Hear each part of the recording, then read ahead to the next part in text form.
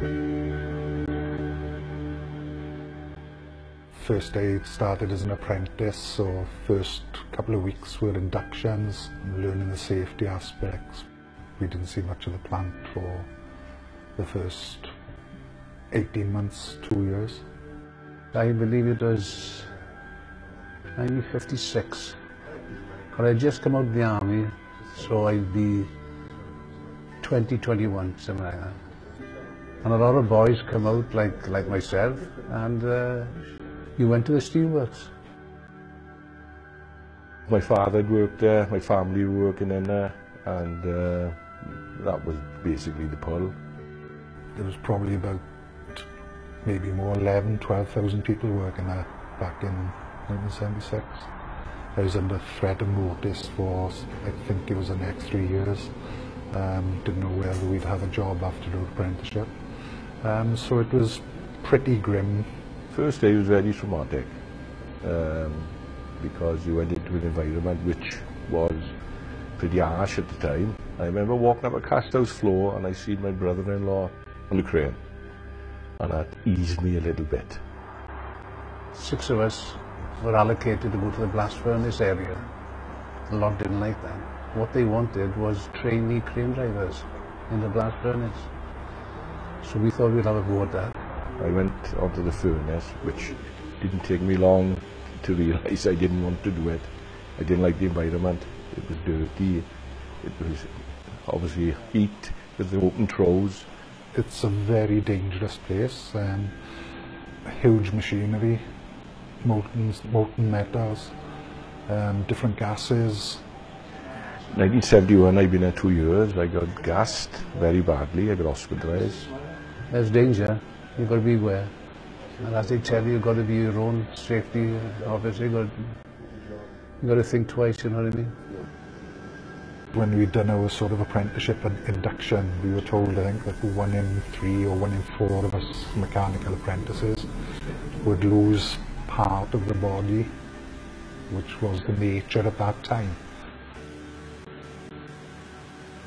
In the beginning, it is great memories because you was with the same blokes all the time. And if you look at it, you spent a third of your life in work.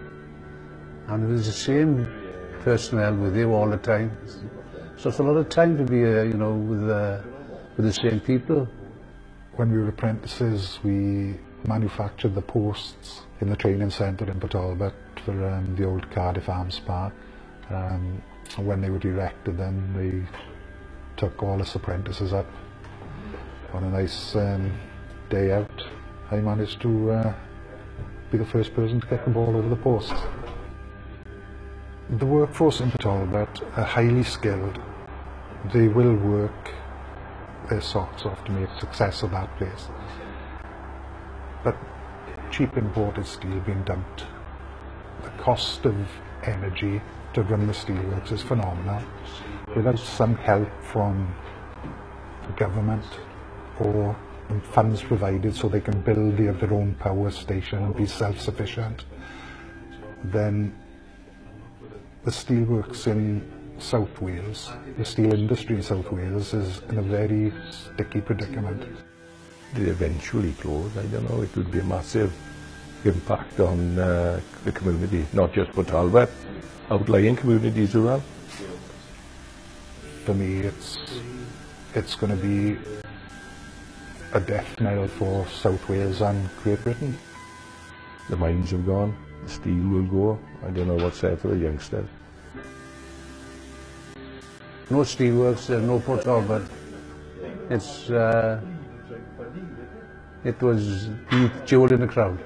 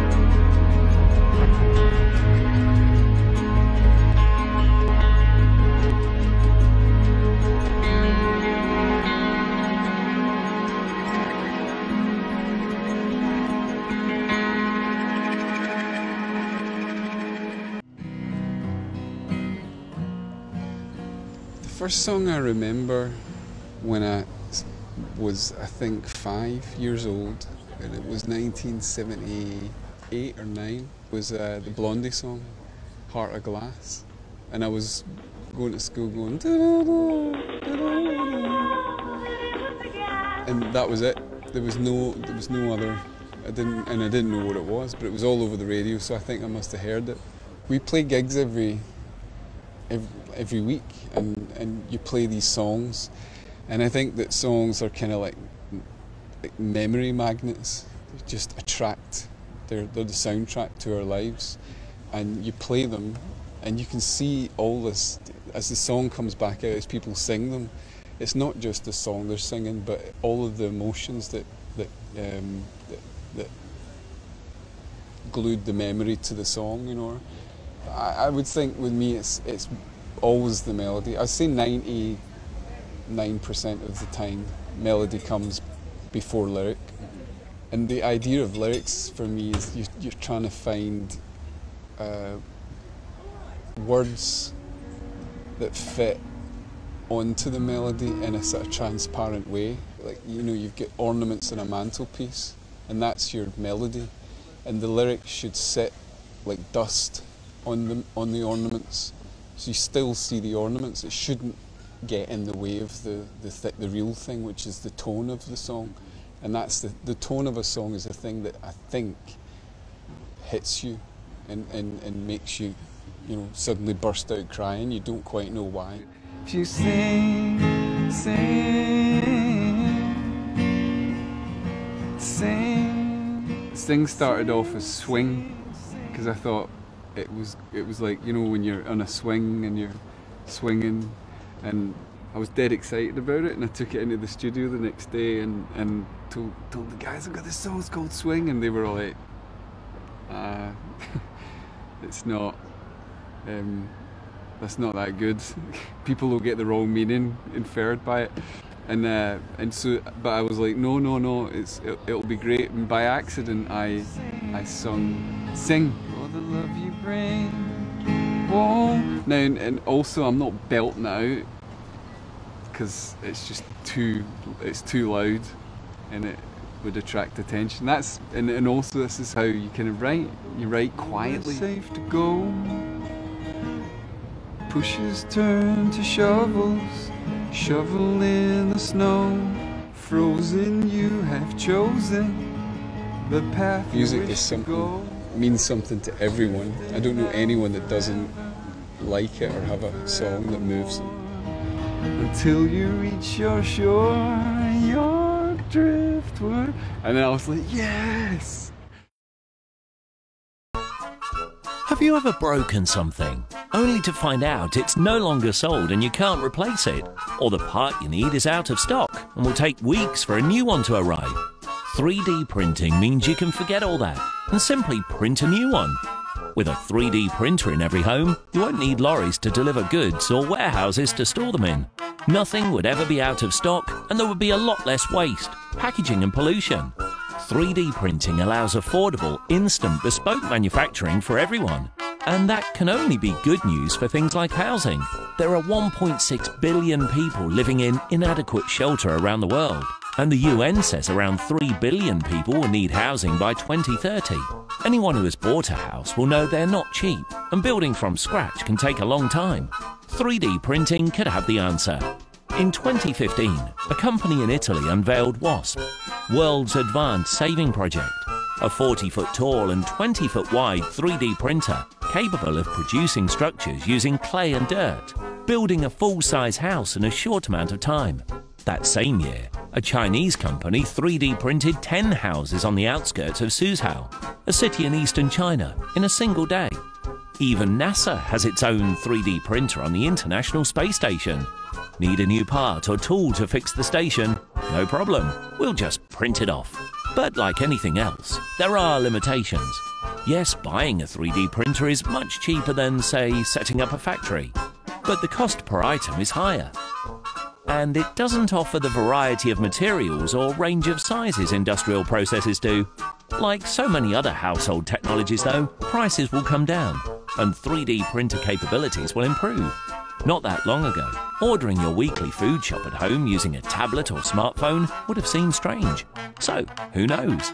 Someday soon you might be printing your supper right there on the kitchen table.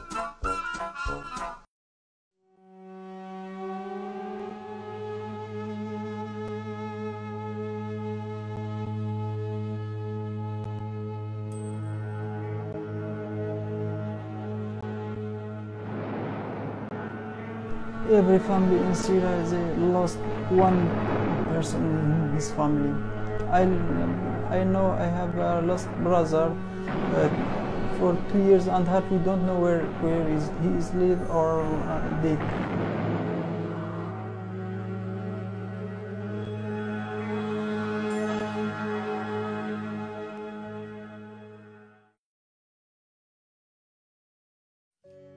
The weather is very good in winter, and is for tourism is very nice, and there is a nice country here like Clandudno, like Conway, Real, and Holwell. I visited all the cities. I hope I meet many people, but I know I have some friends. There is a lady from council. They come every day, come to me and help me every day. They are very good people.